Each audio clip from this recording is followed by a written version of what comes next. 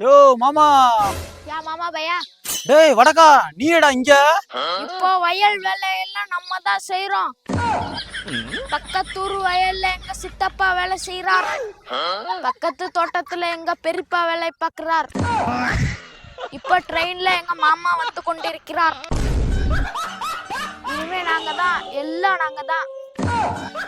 இந்த வருஷம் நடக்க போற எலெக்ஷன்ல நாங்க தமிழ்நாட்டுல ஓட்டு போட போறோம். தளபதிக்கு. அவர் யாருன்னு தெரியுமாடா உனக்கு?